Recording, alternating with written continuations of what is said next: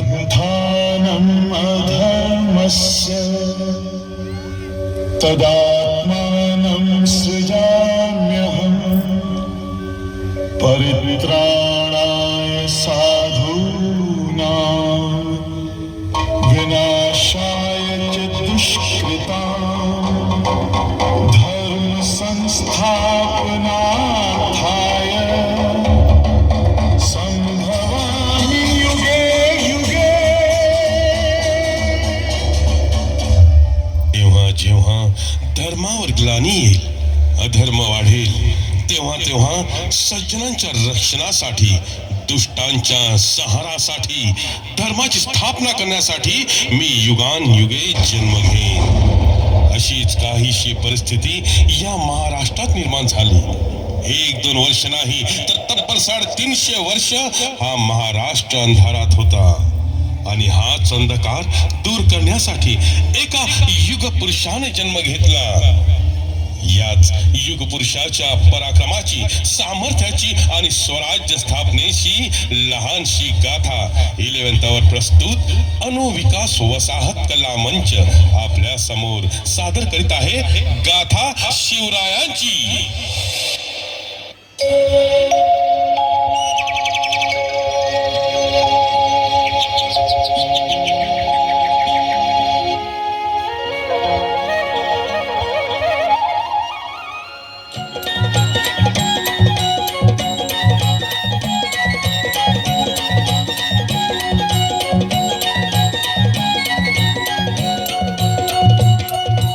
उजळणाला आभाळ रामाच्या पायी, उजळणाला आभाळ रामाच्या पारी, अन गाव जागवत आली वासुदेवाची स्वारी, गाव जागवत आली वासुदेवाची स्वारी.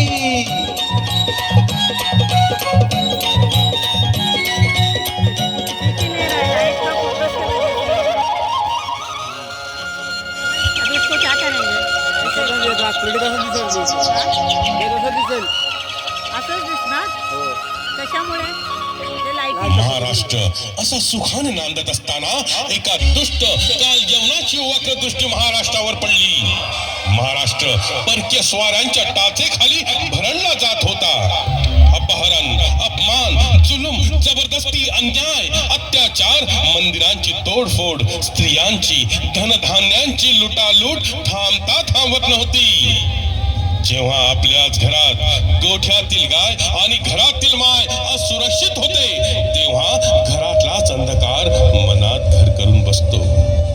अशा वेळी साधू संत, लहान थोर लेकी बाळी अवघा महाराष्ट्र देवाला घाराला घालतोय. अरे जेजुरीच्या खंडोबा, पंढरपूरच्या विठोबा, तुळजापूरच्या भवानी आई, दार उघड, दार उघड आई, दार उघड.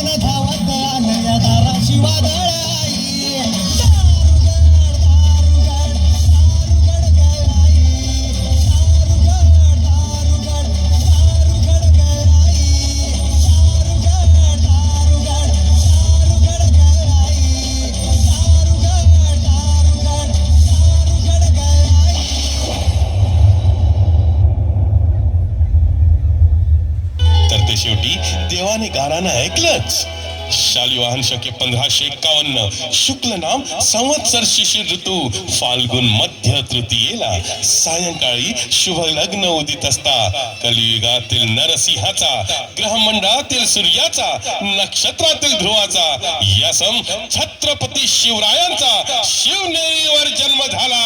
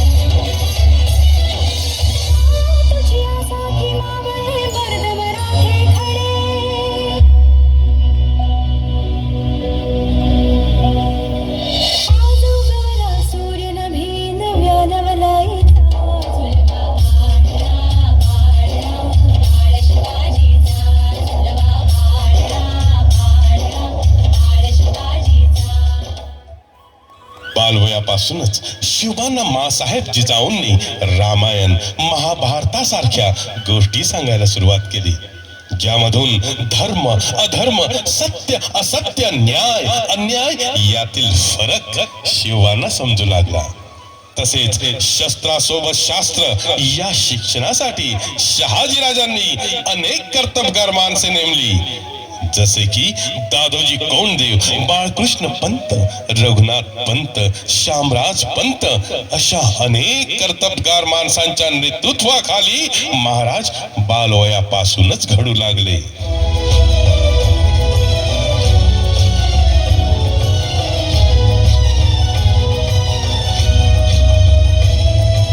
तूच अर्जुन तूच केशव तू तुझा हो सारथी, तूच अर्जुन तूच केशव तू तुझा हो सारथी, करुणी वार गणी मामर दे भूमीस आहुती, करुणी वार गणी मामर दे भूमीस आहुती, तूच अर्जुन तूच केशव तू तुझा हो सारथी, करुणी वार गणी मामर दे भूमीस आहुती. एकटे नेतृत्व कधी साम्राज्य उभे करू शकत नाही, त्यासाठी तशी कर्तबगार माणसे निष्ठावंत मावळे घडवावे लागतात. शिवरायांनी असे सवंगडी त्या वयापासूनच पारखायला सुरुवात केली. तानाजी मालुसरे, सूर्याजी मालुसरे, येसाजी कंक, सूर्याजी काकडे, बाजी जेथे आणि अशा अनेक सवंगड्या समोर शिवबांनी शपथ घेतली स्वराज्याची, शपथ घेतली स्वराज्याच्या बांधणीची.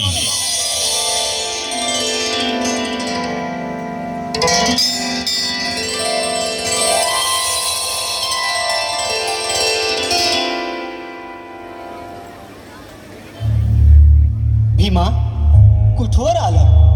50 तलवारी आणि 100 भालतार आहेत आणि इतरांचे? ते बी तेवढंच असतील. शाबास. तानाजी, पुन्हा विचार करा. विचार केव्हाच ठरलाय. जगायचं असेल तर वाघाचं जीवन जगू, शेली म्हणून जगावं असं वाटत नाही आता. मग व्हा पुढं.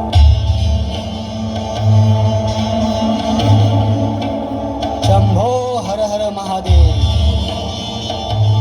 आज तुझ्या प्रेरणेने आम्ही हिंदवी स्वराज्याची शपथ घेत आहोत. संकल्प तडीला न्यायला तू सिद्ध आहेस. हिंदवी स्वराज्य व्हावं ही श्रींची इच्छा आहे. आणि जोवर हिंदवी स्वराज्य प्रस्थापित होत नाही तोवर आमच्या रक्ताचा प्रत्येक थेंब स्वराज्यासाठी वाहण्याची आमची तयारी आहे. आणि त्याकरिता आम्ही कटिबद्ध आहोत. हर हर महादेव, हर हर महादेव, हर हर महादेव.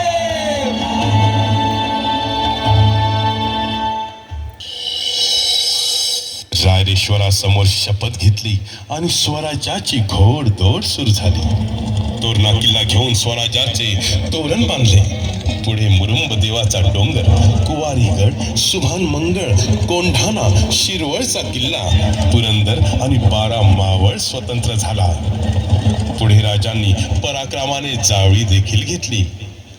परंतु त्यानंतर स्वराज्यावर ओढवले भले मोठे संकट. ते संकट म्हणजे अफजल खान.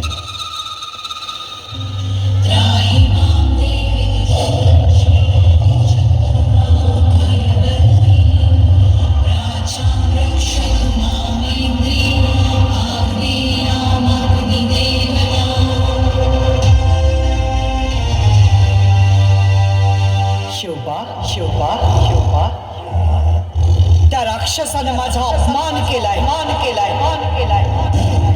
परंतु तू चिंता करू नकोस. त्यास आईसा सोडत नाही.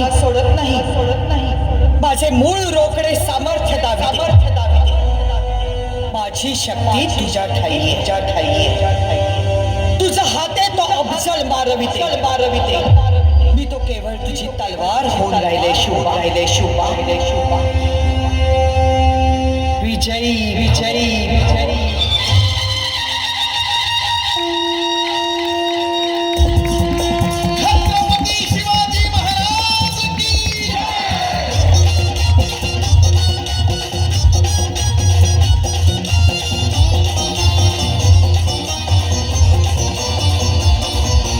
अंगारी तलवार आई भवानी समशेर. अंगारी तलवार भवानी समशेर. घुसून आरपार ती घुसून आरपार. घेतला भवानीनं अवतार माझ्या शिवबाची बनवून तलवार. घेतला भवानीनं अवतार माझ्या शिवबाची बनवून तलवार.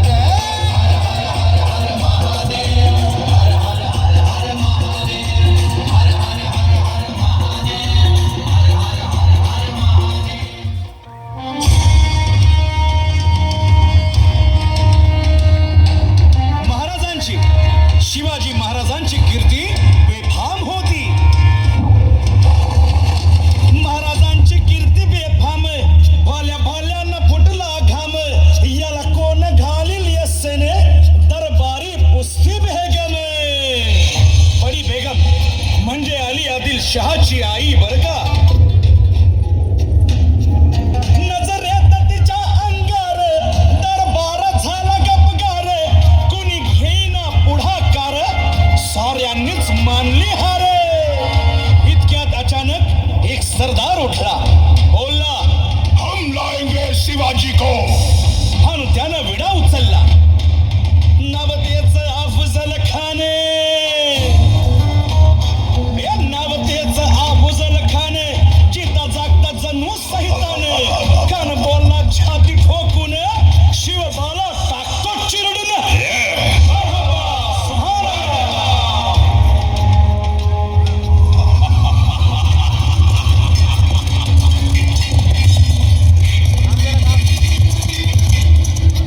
आता शिवबाचं काही खरं नाही. इकडं निजाम, तिकडं मोगल, पलीकडं इंग्रज. जो तो हेच बोलू लागला. महाराज आपला जीव मोलाचा आहे. खानाचं सैन्य अफाट आहे. त्याच्यासमोर आपला टिकाव लागणं अवघड आहे. काही दिवसांसाठी आपण कुठेतरी अज्ञातस्थळी निघून जा. काय म्हणालात रायबा? मासाहेब, आम्हाला आमच्या जीवाची पर्वा नाही. राजांचा जीव वाचणं गरजेचं आहे. रायबा, शिवबा केवळ आमचा पुत्र नाही तर अवघ्या मराठी जनांचा स्वाभिमान आहे. या मातेने आपला पुत्र गमावला तरी 72 परंतु भ्याडपणे पळून जाऊन या मराठी मुलखाचा स्वाभिमान गमावता कामा नये. अशा वाघिणीचा त्यो छावा. बाळासाहेब आपला पुत्र आणि मराठी मुलकाचा स्वाभिमान विजयी टिळा लावूनच परत अशा वाघिणीचा त्यो छावा. तथास्तु. गनिमान कसा ठेचावा, डोक्यात नेहमी कावा, भेटीचा धाडला सांगावा.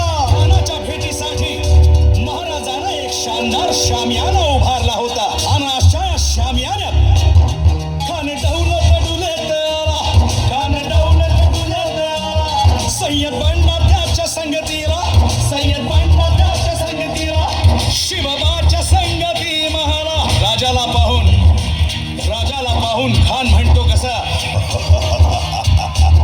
आओ आओ शिवाजी, आओ हमारे गले लग जाओ. खानानं राजाला आलिंगन दिलं आणि दगा केला.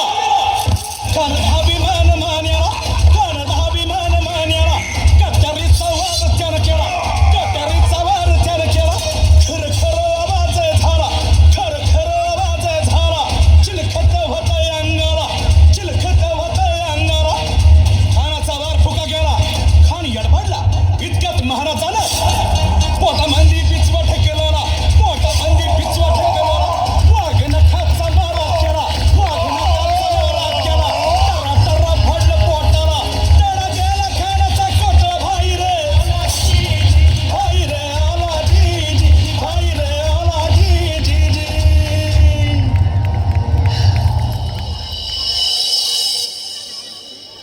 अफजल खानाच्या वधानंतर महाराजांनी स्वराज्य वाढीची मोहीमच हाती घेतली.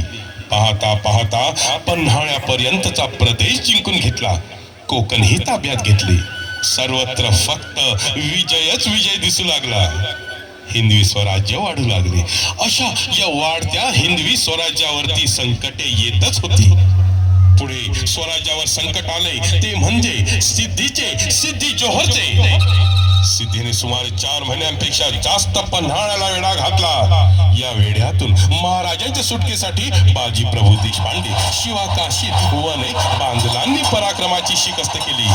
समोर नृत्य दिसून सुद्धा शिवा काशीत प्रतिशिवराय बनून सिद्धीच्या शामियान्यात जातात आणि पकडले गेल्यावर निर्भीडपणे हसून म्हणतात, अरे शिवाजीराज म्हणून मरतोया, असं भाग्याचं माराल हजार वेळा झेलाया.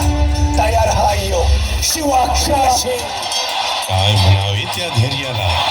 पावनखिंडीत 3000 गनिमांशी अवघ्या 300 मावळ्यांना घेऊन ओढखंड अडवून धरली आणि बाजीप्रभूंनी शिवाला पुढे जाण्यास सांगितले. काय म्हणावे त्या शौर्याला. राजे लाख मिले तरी चालतील, परंतु लाखांचा पोशिंदा हा जगलाच पाहिजे. जा राजे जा, फक्त एक करा. विशालगडावर पोहोचल्यावर तोफेचे 5 बार द्या. तोपर्यंत हा बाजी या खिंडीतच गनिम रोखून ठेवतो. पुरंदरच्या 10 वेळी मुरारबाजींना माझ्या सैन्यात ये असे म्हणून आलमगीर बादशाहकडून मनसब देतो असे आम्ही दाखवणाऱ्या त्या दिलेर खानासमोर मुरारबाजी स्वराज्याच्या पायी वाहिलेल्या निष्ठेला आठवण तांडव करत म्हणतात. अरे दिलेर, मी शिवाजीराजांचा शिपाई, तुझा कौल घेतो की काय? माझ्या राजांनी शिकवलंय, एक वेळ मरण आले तरी चालेल, पण शरण जायचं नाही. काय म्हणावे त्या स्वामीनिष्ठेला. पुढे राजांना आग्र्याला जावे लागले. तेथील औरंगाच्या मगर मिठीतून निसटून आल्यावर 10 दिलेल्या किल्ल्यांपैकी जेव्हा तोंडाला घेण्याची वेळ आली तेव्हा स्वतःच्या मुलाचे लग्न बाजूला ठेवून सुभेदार तानाजी मालुसरे पुढे आले. काय म्हणावे त्या त्यागाला. ही मोहीम मॅच फत्ते करणार राजा. लगीन कोठाण्याचं, मग माझ्या रायबाचं. अनेक महावीरांनी शौर्याची, निष्ठेची, त्यागाची समिधा धारण करून आहुती घेतली. अशा कित्येक महावीरांनी पराक्रमाची पराकाष्ठा करत स्वराज्याचे एक एक दगड चिऱ्या पायऱ्या बसविल्या, घडवल्या. एक एक बुरुज बांधला गेला आणि आता वेळ आली त्या बांधलेल्या भक्कम गडावर विजयश्री धारण केलेला भगवा ध्वज फडकवण्याची, म्हणजेच आपल्या महाराजांच्या, शिवरायांच्या राज्याभिषेकाची. कारण इतके पराक्रम करूनही इतर राजे शिवरायांना राजा म्हणण्यास तयार नव्हते. निमित्त एवढंच, शिवरायांचा राज्याभिषेक झाला नव्हता. म्हणूनच जिजाऊंचा आग्रह होता शिवरायांचा राज्याभिषेक. राज्याभिषेकामुळे स्वराज्य सार्वभौम स्वतंत्र राज्य होईल. राज्याभिषेक होऊन आपण छत्रपतींची परंपरा निर्माण करावी, म्हणजे आम्हाचा पार समाधान लाभेल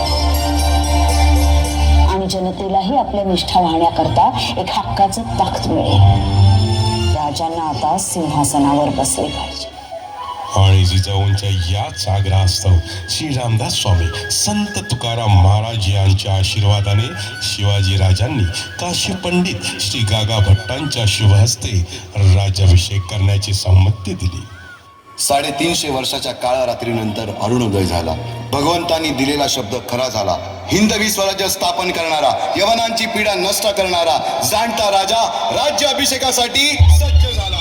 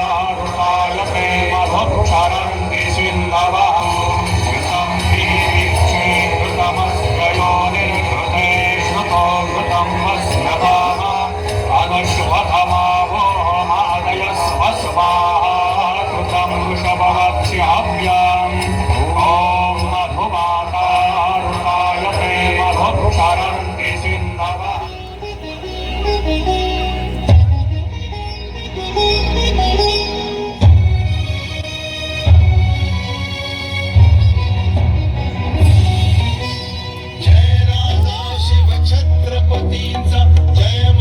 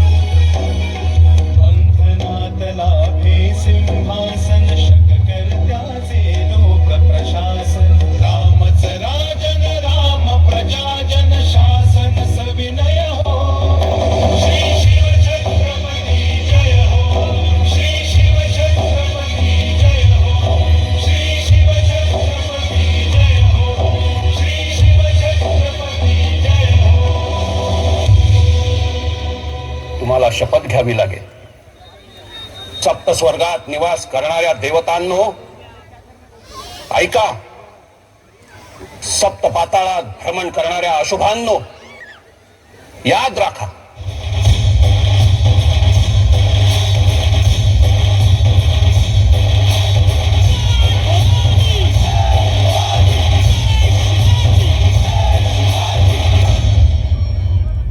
मी शिवाजी आज या पृथ्वीचा चक्रवर्ती सम्राट होत आहे. पृथ्वीवर संचार करणाऱ्या सर्व अमंगळ नरपशूंचा नायनाट करण्यासाठी मी परमात्म्याशी वचनबद्ध होत आहे. मी भूपती, ही भूमी माझी पत्नी, आणि रयत माझी लेकरे. म्हणून मी रयतेचा पित्याच्या मायेने प्रतिपाळ करेन. माझे शासन निपक्षपाती आणि विनयशील असे. स्वर्गीचा आनंद पृथ्वीवर नांदावा म्हणून हे राज्य व्हावे ही श्रींची इच्छा होती. मी मजवर सत्तेला आरूढ होऊ देणार नाही.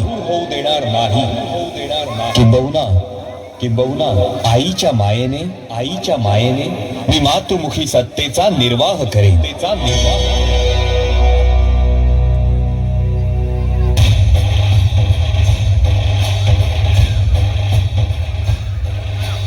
सनई चौऱ्यांच्या मंजूळ आवाजात 6 जून इसवी सन 1674 ज्येष्ठ शुद्ध त्रयोदशी शके 1596 शनिवार रोजी रायगड किल्ल्याने त्याच्या आयुष्यातला सर्वश्रेष्ठ दिवस आणि प्रसन्न अनुभवला. तो दिवस म्हणजे छत्रपती शिवाजी महाराजांचा राज्याभिषेक.